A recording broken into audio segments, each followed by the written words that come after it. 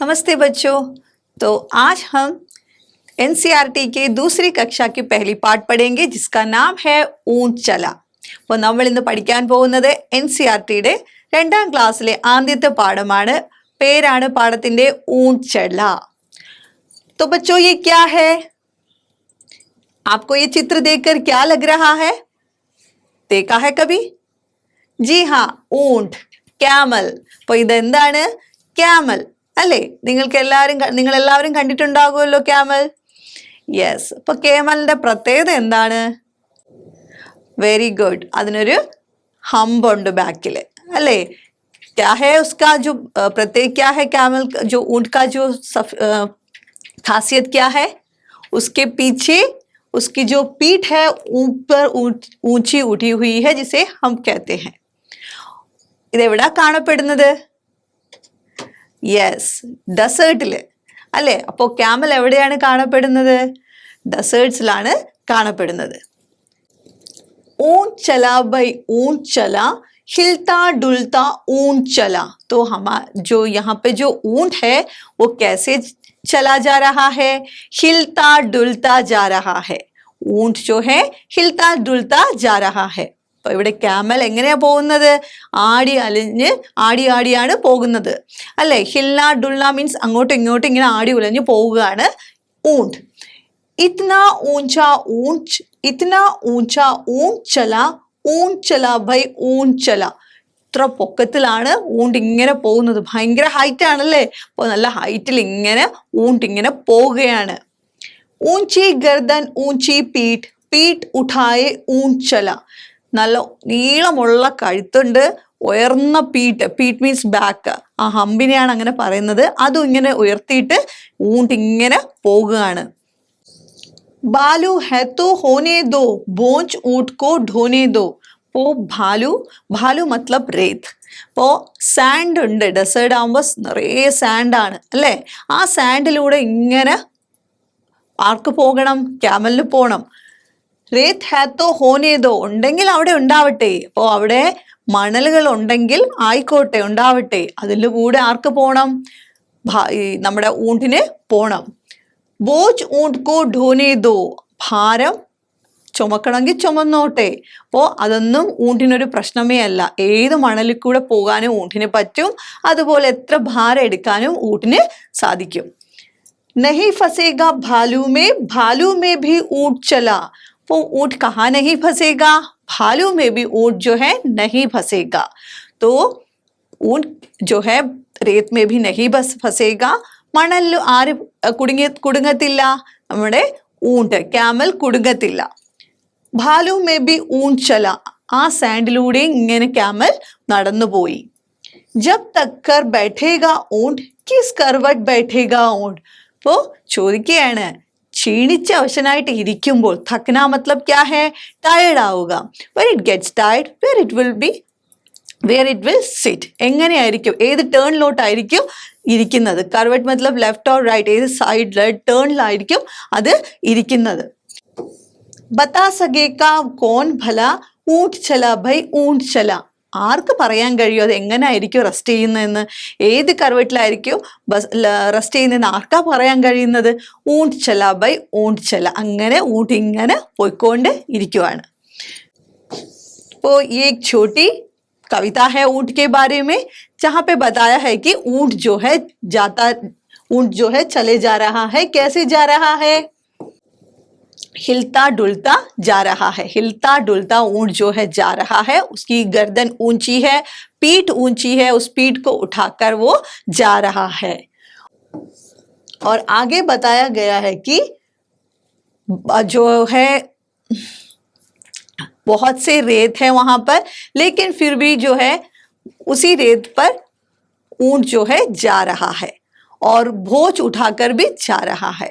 और जब वो थक कर बैठेगा, पता नहीं कौन से करवट पे बैठेगा, लेकिन ये तो कोई नहीं बता सकता, लेकिन वो हर बोझ उठाकर जा सकता है. അപ്പോൾ ഇവിടെ പറയുകയാണ്, എത്ര ഭാരം ഉയർത്തിക്കൊണ്ടായാലും ഭാരം ചുമന്നായാലും നമ്മുടെ ക്യാമലിന് സാൻഡിലൂടെ പോകാൻ കഴിയും. അങ്ങനെ ഇവിടെ ചെറിയ കവിതയാണ് ക്യാമലിനെ കുറിച്ച് പറഞ്ഞിരിക്കുന്നത്. അപ്പോൾ അടുത്ത് നമുക്കിതിൻ്റെ ആക്ടിവിറ്റിയിലേക്ക് കടക്കാം. तो बच्चे यहाँ पर देखो, झटपट कविता पढ़कर मजा लो। यहाँ पे जो है नीचे कुछ पंक्तियां दी गई है। कुछ ऊंट ऊंचा, कुछ पूंछ ऊंची, कुछ ऊंचे ऊंट की पीठ ऊंची। तो यहाँ पर पंक्ति है कि कुछ ऊंट ऊंचा, तो ചില ക്യാമൽസ് ഉയരമുള്ള, നല്ല ഉയരമുള്ള ക്യാമൽസ്, കുച്ച് പൂഞ്ച് ഊഞ്ചി, അവരുടെ വാല്, പൂഞ്ച് എന്ന് വെച്ചാൽ എന്താണ്, ടെയിൽ, വാല്, അത് ഉയർന്നിരിക്കുന്നു.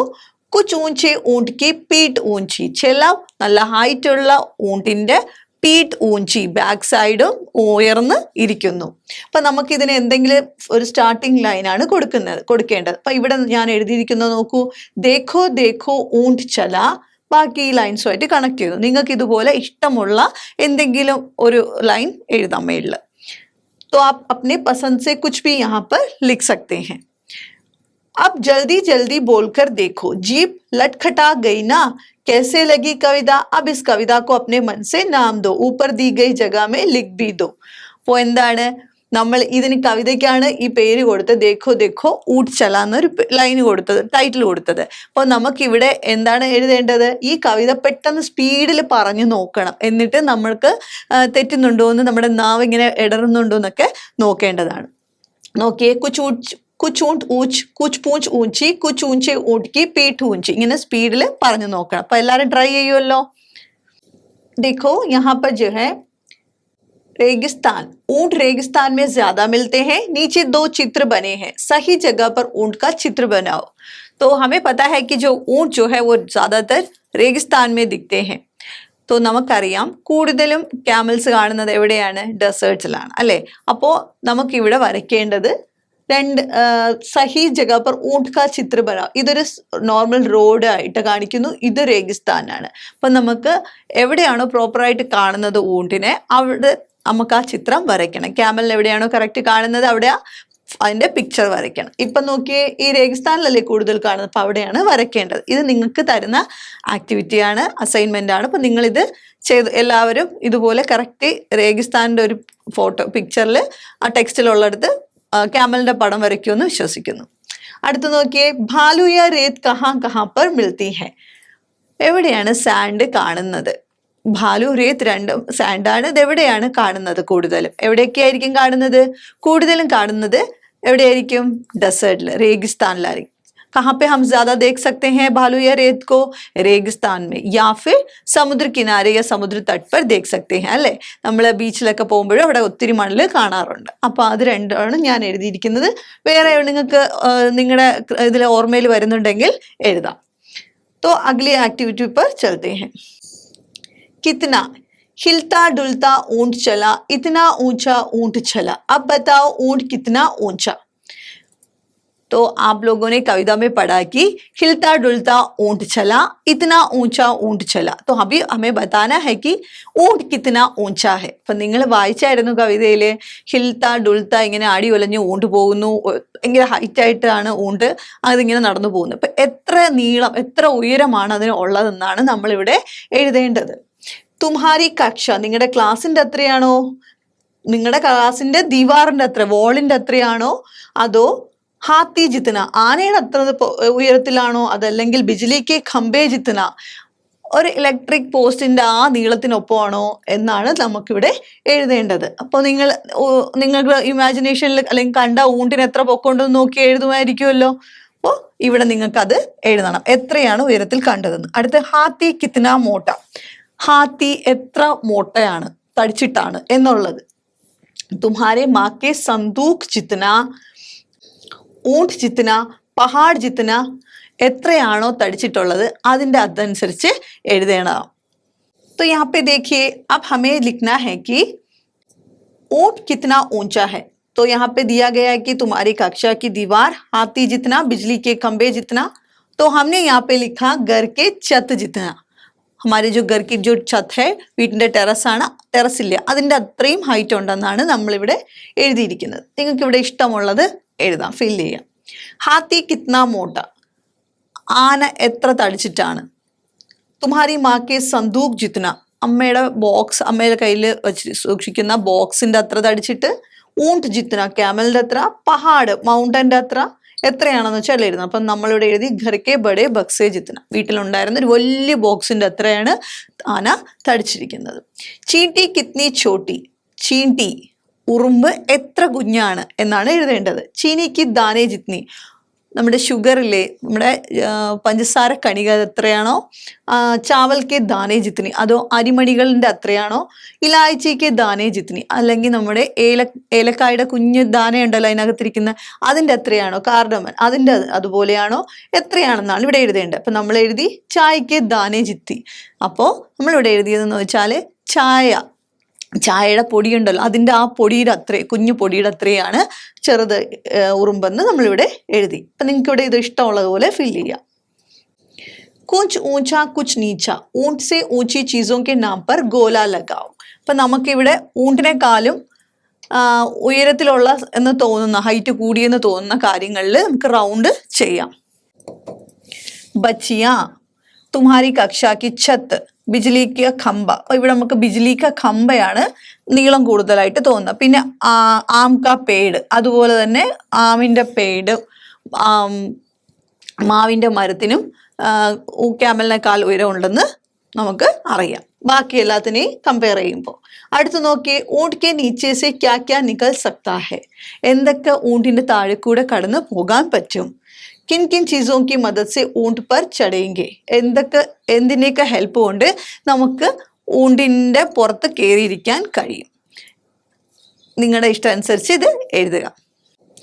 तो बच्चों हम एक गतिविधि कर रहे थे जो हमने एक प्रश्न देखा कि ऊंट के नीचे से किन किन चीज़ें जो है गुजर सकते हैं, जा सकते हैं. तो देखिए क्या क्या निकल सकता है, ये है हमारा प्रश्न. तो मैंने यहाँ पे लिखा है ऊंट के नीचे से कुत्ता, बिल्ली, चूहा, खरगोश इत्यादि निकल सकते हैं, है कि नहीं. उसके नीचे से कुत्ता, बिल्ली, चूहा सब कुछ निकल सकता है. तो നമ്മുടെ ക്വസ്റ്റ്യൻ ആയിരുന്നു ക്യാമലിൻ്റെ താഴെ നിന്ന് എന്തിനൊക്കെ കടന്നു പോകാൻ കഴിയും. അപ്പോൾ എന്തിനൊക്കെ കടന്നു പോകാൻ പറ്റും? ഇപ്പോൾ പട്ടിക്ക്, പൂച്ചയ്ക്ക്, ചൂഹ എലിക്ക്, അതുപോലെ ഖർഗോഷ് മുയലിന് ഇതിനൊക്കെ പാസ് ചെയ്ത് പോകാൻ കഴിയും. അടുത്ത ചോദ്യമാണ് കിൻ കിൻ ചീസോ കി മദദ് സെ ഊണ്ട് പർ ചടേങ്കെ. അപ്പോൾ ഒരു ക്യാമലിൻ്റെ പുറത്ത് കയറാൻ വേണ്ടി എന്തിൻ്റെയൊക്കെ സഹായം കൊണ്ട് നമുക്ക് പുറത്ത് കയറാൻ പറ്റും. तो किन चीज़ों की मदद से हम ऊंट पर चढ़ सकते हैं, ये था हमारा प्रश्न. सीढ़ी की मदद से ഒരു ലാഡറിന്റെ ഹെൽപ്പോട് കൂടി നമുക്ക് കയറാൻ പറ്റും. അതുപോലെ തന്നെ किसी व्यक्ति के कंधों पर सवार होकर, നമ്മൾ ഒരാളുടെ വിത്ത് ഹെൽപ്പ് ഓഫ് സമോൺസ് ഷോൾഡർ നമ്മളിവിടെ കയറി ഇരുന്നിട്ട് നമുക്ക് ആ ഷോൾഡറിൽ കയറി ഇരുന്ന് മേളിൽ കയറാൻ പറ്റും. അപ്പം ഇങ്ങനെയൊക്കെയാണ് നമുക്ക് ക്യാമലിൻ്റെ പുറത്ത് കയറാൻ പറ്റുന്നത്. അപ്പം you can write your own answers. ഞാനിവിടെ ഒരു എക്സാമ്പിൾ തന്നേ ഉള്ളൂ, നിങ്ങൾക്ക് നിങ്ങളുടെ ഇഷ്ടം അനുസരിച്ച് ആൻസർ എഴുതാം. तो बच्चों अब आगे की गतिविधि देखेंगे. देखो कि ऊंची गर्दन ऊंची पीठ, पीठ उठाए ऊंट चला. അപ്പോൾ ഒരു നമ്മുടെ ഒരു പോയിൻ്റെ ഒരു വരിയാണ് ഊഞ്ചി ഗർദനും ഊഞ്ചി പീട്ട് കൊണ്ട് ഊണ്ടിങ്ങനെ പോയി എന്നുള്ളത്. അപ്പോൾ നമുക്കിവിടെ പറയേണ്ടത് സഫർ മേ ജാനെ വക്ത്, എവിടെയെങ്കിലും പോകുമ്പോൾ നമ്മൾ എന്തൊക്കെ കൊണ്ടാ പോകുന്നതെന്നുള്ളതാണ് അടുത്ത നമ്മുടെ ആക്ടിവിറ്റി. तो देखते हैं, बताओ ये सब क्या उठाकर चलेंगे. അപ്പം ഇവരൊക്കെ എന്തൊക്കെ കൊണ്ടായിരിക്കും പോകുന്നത് അതാണ് നമുക്കിവിടെ നോക്കേണ്ടത്. ഹാത്തി എന്തായിരിക്കും കൊണ്ടുപോകുന്നത്? സിർ അല്ലേ, തല ഉയർത്തിപ്പിടിച്ച് നടക്കും.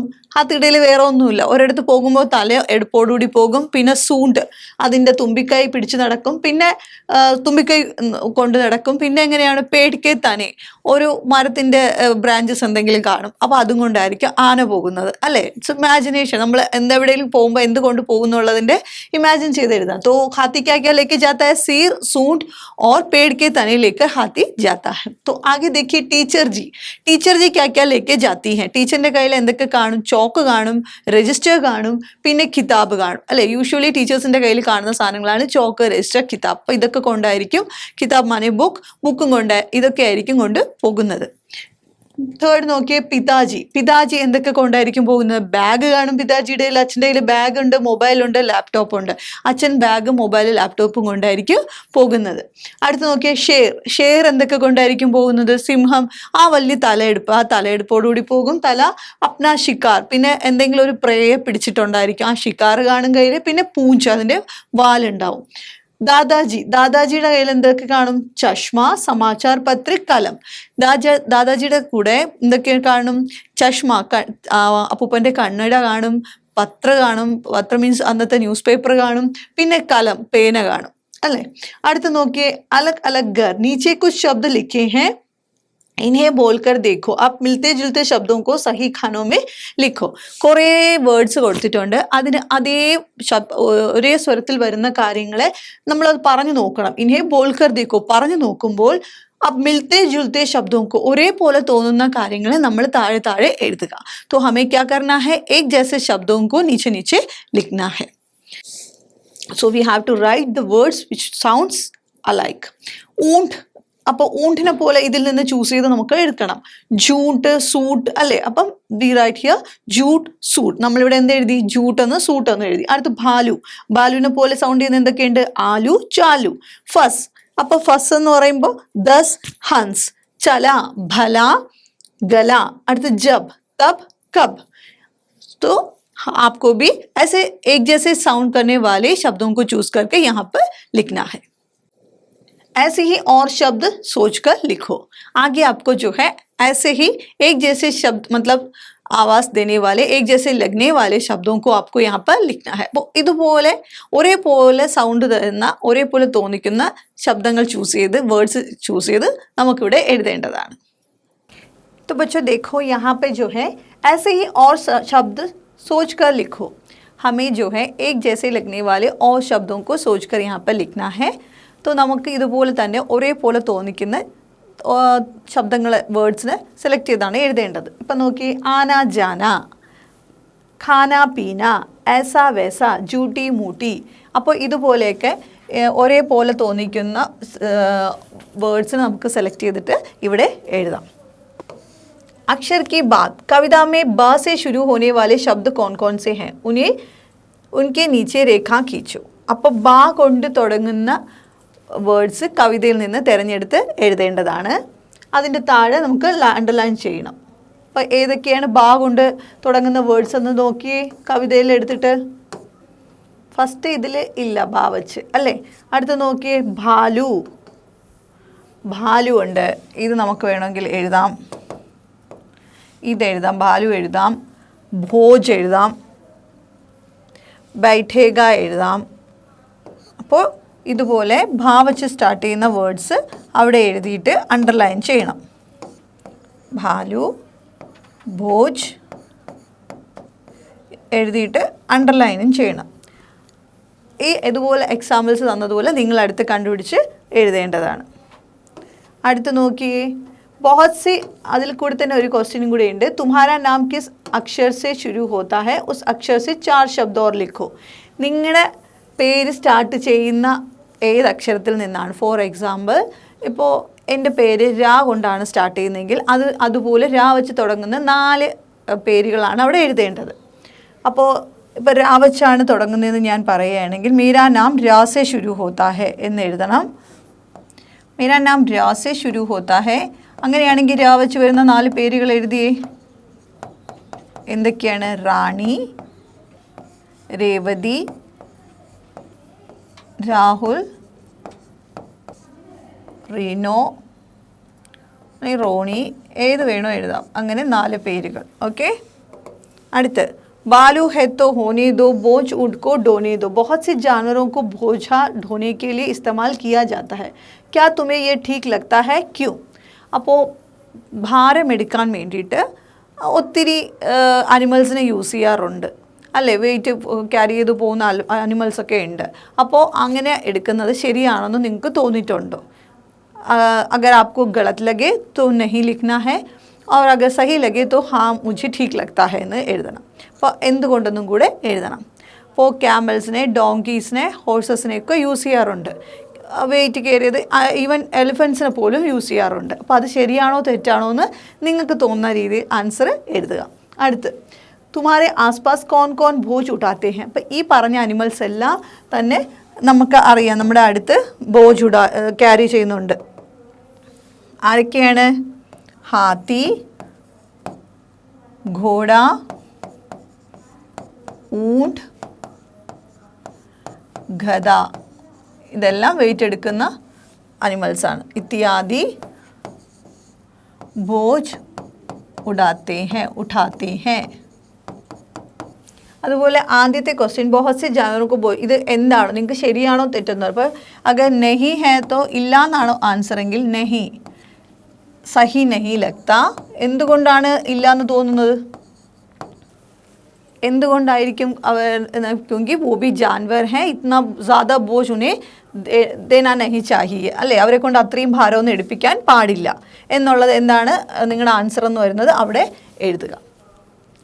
तो जैसे हमने कहा था कि पहले जो प्रश्न था, बहुत से जानवरों को बोझा डोलने के लिए इस्तेमाल किया जाता है, क्या तुम्हें ठीक लगता है कि नहीं? मैंने आपसे बोला था कि अपना जो मत है वो लिखने के लिए നിങ്ങളോട് നിങ്ങളുടെ അഭിപ്രായം എഴുതാൻ പറഞ്ഞായിരുന്നു. ശരിയാണോ തെറ്റാണോ, നിങ്ങൾക്ക് എങ്ങനെ തോന്നും?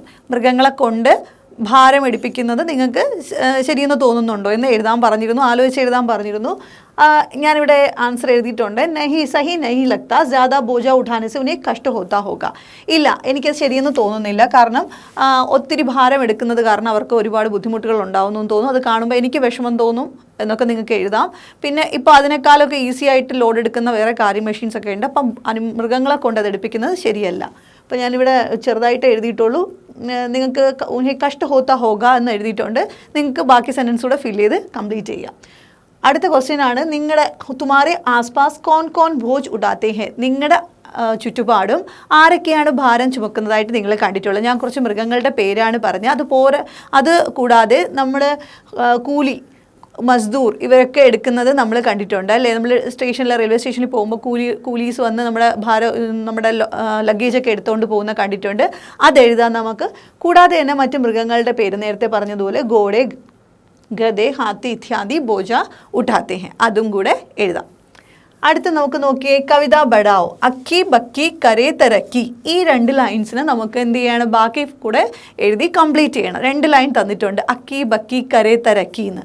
അപ്പോൾ എന്താണ് ബാക്കി? അക്കി ബക്കി 2 പേരായിരിക്കും. കരേ തരക്കി മീൻസ് പ്രോഗ്രസ്, അവരിങ്ങനെ പ്രോഗ്രസ് ചെയ്തുകൊണ്ടിരിക്കുകയാണ്. അക്കി ബക്കി എന്ന് 2 ലൈനിലാണ് തന്നിരിക്കുന്നത്. നമുക്ക് വളരെ ഫണ്ണി ആയിട്ട് ഇൻട്രസ്റ്റിംഗ് ആയിട്ടുള്ള ലൈൻസ് ആണ് ഇതിൽ എഴുതേണ്ടത്. तो देखते हैं कि हम कैसे इसको आगे बढ़ा सकते हैं. हमें जो है मज़ेदार जो है पंक्तियाँ लिखनी है. दोनों की यारी हो पक्की. അപ്പോൾ നമ്മൾ എന്തോന്ന് എഴുതി? 2 പേരുടെയും കൂട്ട് കുറച്ചുകൂടെ ഉറച്ചാവട്ടെ. दोनों की यारी हो पक्की. आपस में कभी न हो धक्का मुक्की. ഒരിക്കലും അങ്ങോട്ടും ഇങ്ങോട്ടും പിടങ്ങാതിരിക്കട്ടെ. ധക്ക മുക്കി മീൻസ് തല്ലൊന്നും ഉണ്ടാവാതിരിക്കട്ടെ. അവരുടെ യാരി മീൻസ് ഫ്രണ്ട്ഷിപ്പ് നല്ല ഉറക്കട്ടെ. ഇതാണ് നമ്മൾ 2 ലൈൻസ് ഇവിടെ എഴുതി കൊടുത്തത്, അത് കംപ്ലീറ്റ് ചെയ്യാൻ വേണ്ടിയിട്ട്. അങ്ങനെ നമ്മൾ ഇതുവരെയുള്ള ആക്ടിവിറ്റീസ് कंप्लीट ചെയ്തിരിക്കുകയാണ്. हमने यहाँ तक अब जी जो गतिविधियाँ हैं कंप्लीट कर ली है. आगे की क्लास एक नए वीडियो के साथ आऊँगी. तब तक के लिए थैंक यू.